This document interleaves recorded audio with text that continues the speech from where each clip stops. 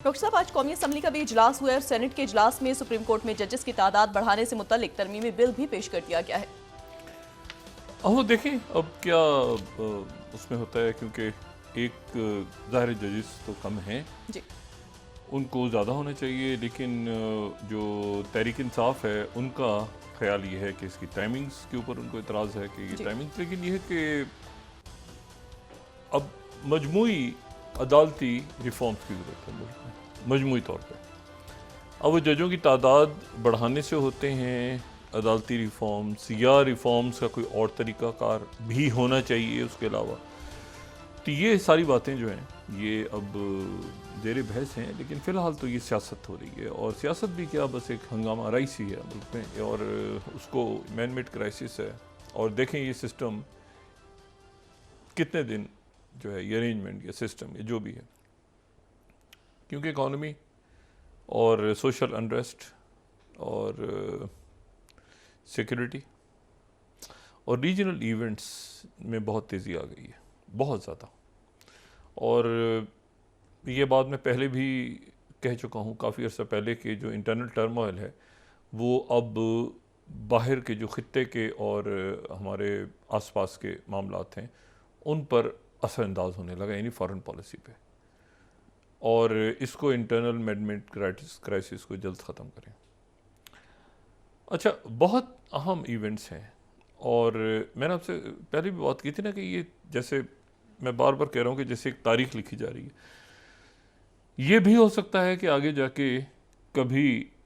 ये जिक्र हो कि जी ये भी एक बड़ी जंग थी, और ये बड़ी जंग में हर मुल्क छोटे छोटे अपने मसाइल में केओस में पड़ा फंसा हुआ था, वो देख नहीं रहा था कि दूसरे मुल्क में क्या हो रहा है, या बिगर पिक्चर को नहीं देख पा रहा था। लेकिन ये कि बहुत सारा केओस, बहुत सारी छोटी छोटी जंगें और हंगामे और अफरा तफरी, और ये हिस्तरातस के नाम से एक तंजीम है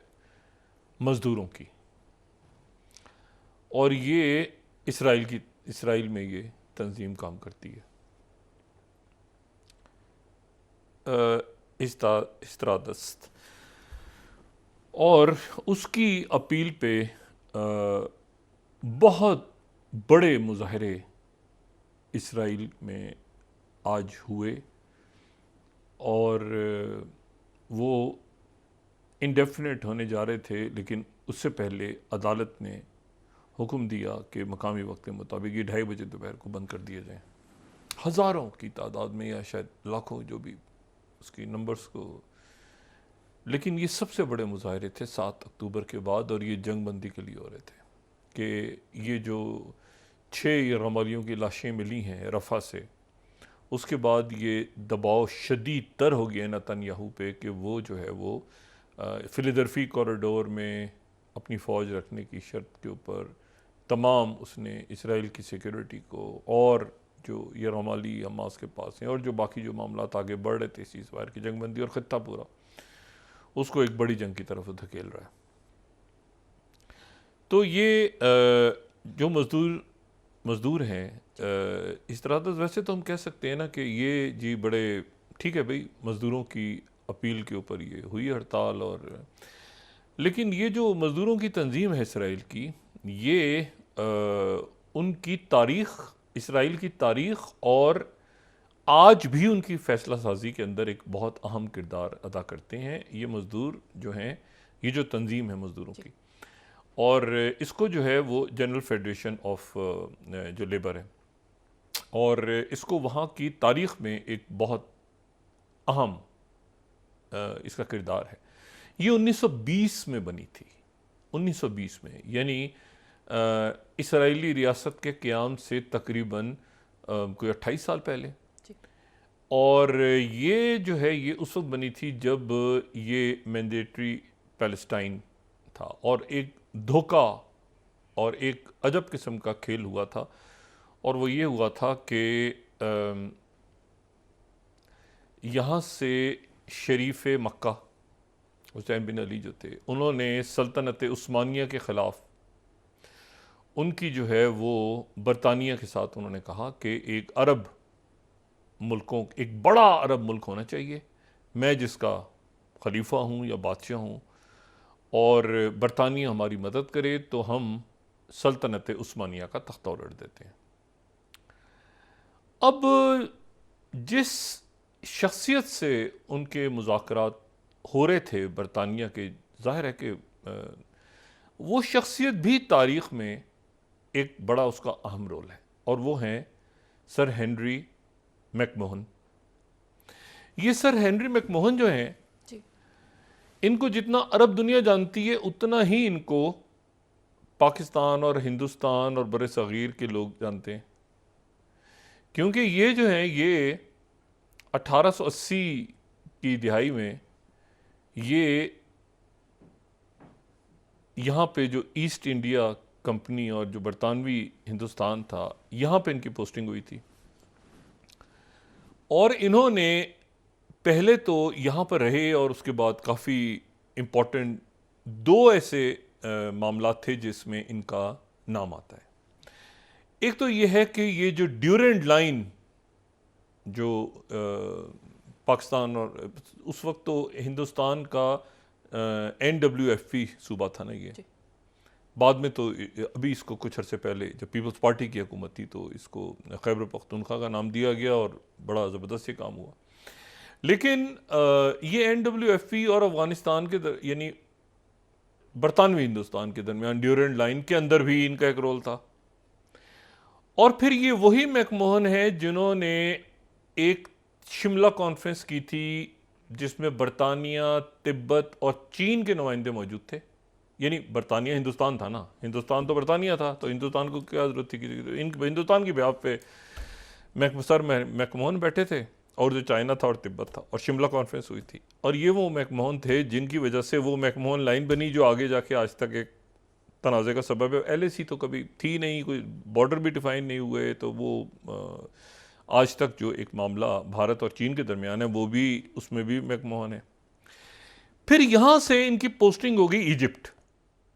और ये इजिप्ट गए और वहाँ जाकर फिर इन्होंने जो है वो वहाँ पर जो सल्तनत उस्मानिया के ख़िलाफ़ जो TW लॉरेंस और ये सारा था, तो वो रिपोर्टिंग हो रही थी पूरी की पूरी इनको मौसूफ को। और ये हेनरी जो मैकमोहन थे वहाँ चले गए। वहाँ जाने के बाद इन्होंने शरीफ मक्का के साथ ख़त किताबत की 1915 और 16 में। अच्छा, ये बड़ी तारीख़ का हिस्सा है ये जो ख़तूत है ना, अगर हम इसकी स्लाइड दिखा सकें फर्स्ट, तो ये बड़ा हिस्सा है ये फर्स्ट और सेकंड स्लाइड। तो ये बड़ा ज़बरदस्त, ये पहले जो है उसने ख़त लिखा, उन्होंने ख़त लिखा शरीफ मक्का ने। उन्होंने कहा कि जी आप एक अरब जो है यहाँ पर बड़ी रियासत कायम करेंगे। 4 खतूत आगे पीछे गए,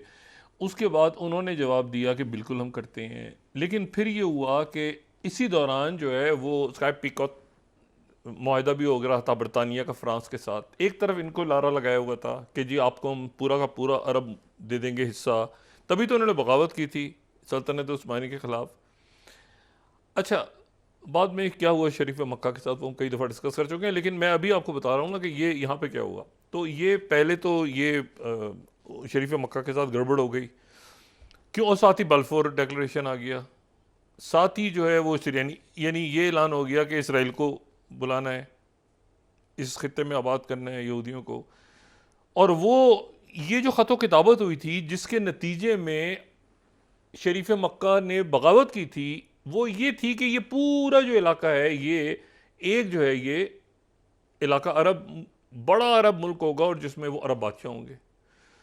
तो वो आखिर में तो खैर जलावतनी में उनका इंतकाल हुआ, तो अरब उसके तो हिस्से हो गए, क्योंकि वो जो फ्रांस और बरतानिया के दरमियान तकसीम हो गया ये इलाका।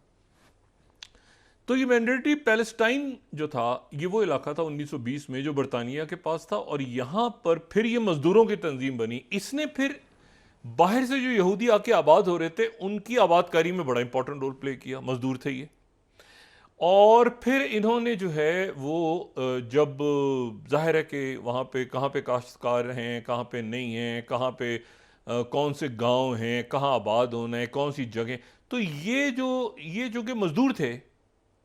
तो इसलिए इन्होंने इनका वो जो तरक्की में एक रोल है या बनाने में एक रोल है इसराइल के, और बाहर से जो आ रहे थे लोग उनको सेटल करवाने में, और अभी भी जो सेटलर्स हैं या जहाँ पे तामीर हो रही होती है तो सारा इनके पास ही होता है कि भाई ये ठेका वो ठेका, उधर जाके घर बनाओ ये बनाओ। इन्होंने जब हड़ताल कर दी तो इनका सिर्फ एक मजदूर तंजीम का रोल नहीं है, बल्कि ये एक तरह से मेमार भी शुमार होते हैं रियासत इसराइल के। इन्होंने हड़ताल की हुई आज। अच्छा, इसी दौरान जो है वो अब वहाँ पर वो कैमिला हैरिस जहाँ जहाँ जा रही हैं और जहाँ पे सदारती मुहिम है, तो वहाँ पर सवाल हो रहे हैं कि भाई ये पीछे ये हो क्या रहा है, वो जो बाकी जो होस्टेजेस हैं उनकी फैमिली से मिल रहे हैं, ये कर रहे हैं वो कर रहे हैं, वो तो पता चला कि जंगबंदी इधर पीछे रुक गई है। क्यों रुकी है? कभी हमास को कोसते हैं, हमास कहते हैं हमने क्या किया भाई, आप वो करें ना जो बाइडेन ने ऐलान किया था मई के अंदर, तो बाइडेन उसके ऊपर क्यों नहीं करते? बाइडेन साहब को छुट्टी से वापस आना पड़ गया।